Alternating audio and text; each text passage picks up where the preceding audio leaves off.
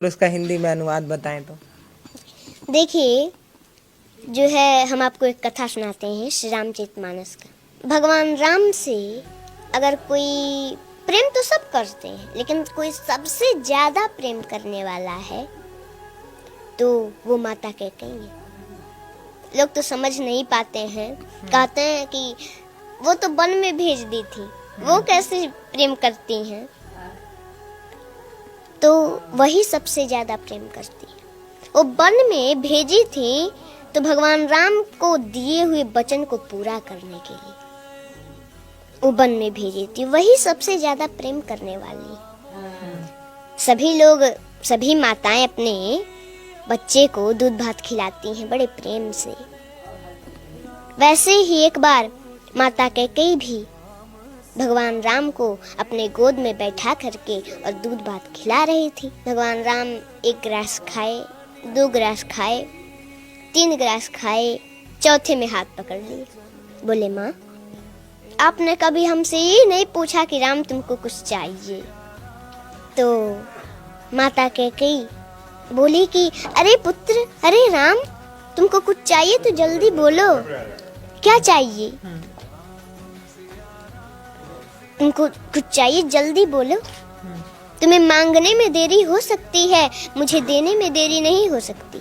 भगवान राम बोले, माँ, पहले मेरी कसम खाओ कि जो मैं मांगूंगा वो दोगी। माता कैकेयी बोली, हाँ राम, मैं तेरा कसम खाती हूँ, जो तुम मांगोगे वो हम देंगे तुमको। मांगो, क्या चाहिए? भगवान राम बोले, माँ, लेकिन जो मैं मांगने जा रहा हूँ अगर वो आप दे दोगी तो संसार में कोई भी आपका नाम, अपने बच्ची का नाम नहीं रखेगा। तो कैकेयी माता बोली, मुझे मंजूर है राम, बताओ ना क्या चाहिए। मेरा नाम, अपनी बेटी का नाम कोई न रखे, ये मुझे मंजूर है। मेरा राम प्रसन्न रहे, इससे बढ़कर मेरे लिए और क्या हो सकता है। भगवान राम बोले, माँ,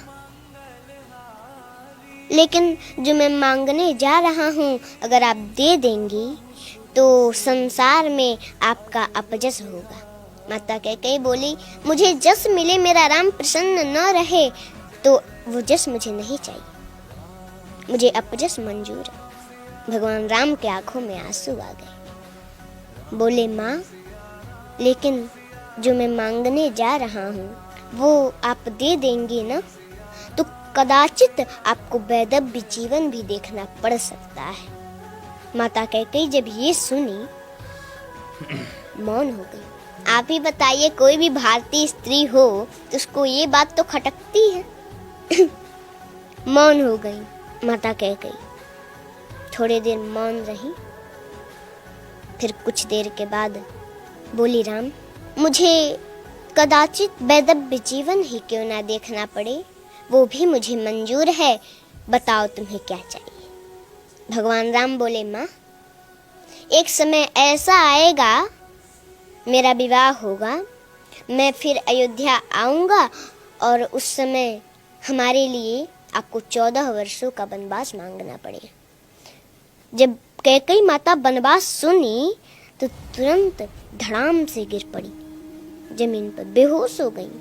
भगवान राम ने जल से छींटा मारे तो कुछ देर के बाद होश आया। उठ के बैठी, थोड़ी देर मौन है, फिर बोली, राम, रो रही हैं?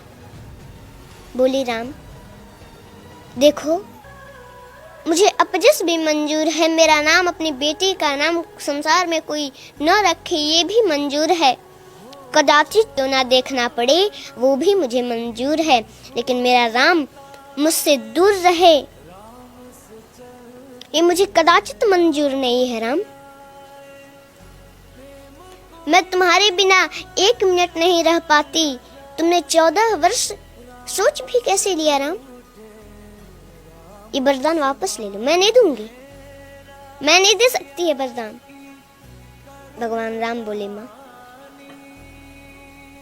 आपको ये वरदान देना होगा क्योंकि आपने हमारी कसम खाई है, और अगर मैं बन नहीं गया तो सरभंग ऋषि की जो है मांस गल चुके हैं, बस हड्डियां बची हैं जो कि अब सूख रही हैं। माता सेवरी, उनको हमारा दर्शन कैसे होगा माँ? उनको बन जाना पड़ेगा। उस दिन से माता कैकेयी भगवान राम से थोड़ा हट के रहने का प्रयास करने लगी कि वो समय आए और मेरे दिल के टुकड़े टुकड़े न हो जाएं और मैं राम को दिया हुआ वचन पूरा न कर सकूं, उसको दिया हुआ वरदान पूरा न कर सकूं तो क्या होगा? थोड़ा हट के रहने का प्रयास करने लगी और उस समय आया, वरदान मांगी।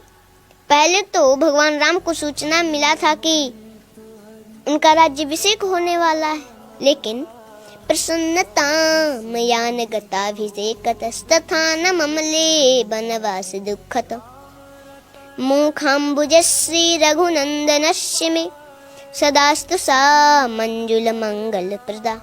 जब भगवान राम को ये सूचना मिली कि उनका राज्याभिषेक होने वाला है तो उनके मुख पर प्रसन्नता नहीं थी, लेकिन पुनः उसके अगले दिन उनको सूचना मिल गई कि 14 वर्षों का वनवास मिल गया, तो उनके मुख पर थोड़ा सा उदासी भी नहीं थी।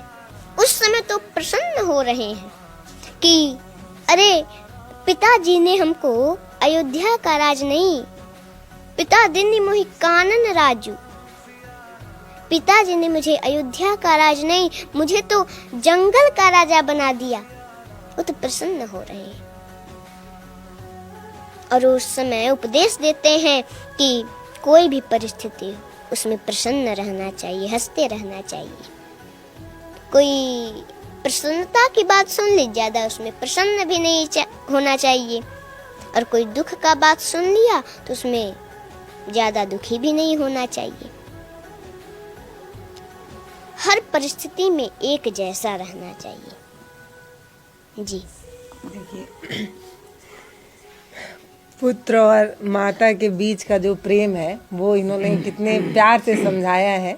इतना इससे पहले भी कई बार राम कथा सुनी होगी, कई बार आपने मंचों पर सुनी होगी, मैंने भी सुनी है, टीवी में देखा है, कई बार मम्मी के साथ सत्संग जाना हुआ है, लेकिन इतना प्यार से आज तक कभी नहीं सुनी। इतने मधुर आवाज में कहाँ पे ठहराव देना है, कहाँ पर पिच गिराना है कि आप उस वाक्य से जुड़ पाएं, कहाँ पर पिच उठाकर हाई बोलना है, ये एक कला है।